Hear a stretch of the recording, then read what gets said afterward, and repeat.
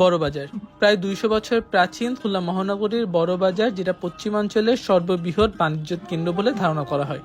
যেই বাজারে আছে খুলনার সেই ২০০ বছর পুরনো ইন্দ্রমোহন সুইটস ও এই বাজারের উৎপত্তির মেইন সেই মানুষটার ঐতিহাসিক জমিদার বাড়ি ও দফতর, যা বর্তমানে ভূতের বাড়ি নামে পরিচিত।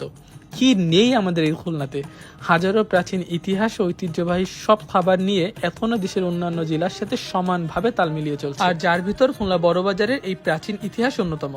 আজকের আমার এই ভিডিওতে আমি এই বড়বাজারে কিছু না জানা ঐতিহাসিক তথ্য তুলে ধরবো আর খেয়ে দেখবো সেই ইন্দ্রমোহন মিষ্টি, যার স্বাদ এখনো আমার মুখে লেগে আছে।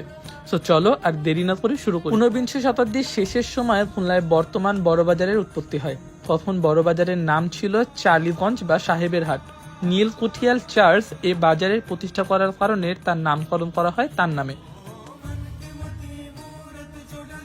এই সময় চার্লি খুলনার প্রথম দালান বাড়ি নির্মাণ করে, যেটা বর্তমান নিক্সান মার্কেটের ভিতরে, এবং এটার নামকরণ করা হয় নীলকুঠির। কিন্তু সময়ের পরিবর্তনে বর্তমানে সেটা ভূতের বাড়ি নামে পরিচিত। বাজার উৎপত্তির পর আস্তে আস্তে খুলনার জনসংখ্যা দ্রুত হারে বাড়তে শুরু করে, বাড়ে বড়বাজারের পরিধিও।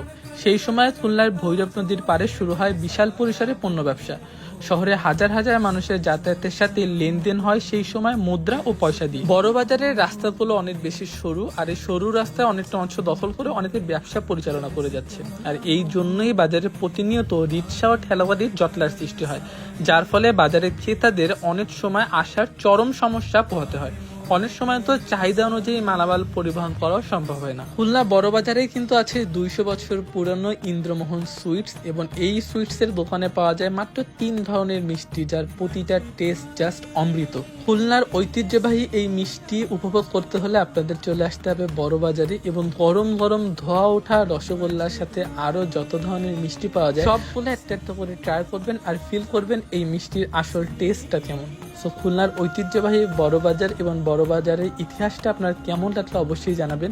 আর কারা কারা এই ঐতিহ্যবাহী মিষ্টিটা ট্রাই করেছেন সেটাও কিন্তু কমেন্টে জানাতে ভুলবেন না। আর এই ধরনের ভিডিও যদি আপনাদের পছন্দ হয়, আপনাদের সুন্দর একটা মতামত দিয়ে যাবেন। আমি চেষ্টা করবো এই ধরনের ইনফরমেশন ভিডিও আমার এই পেজে শেয়ার করার জন্য।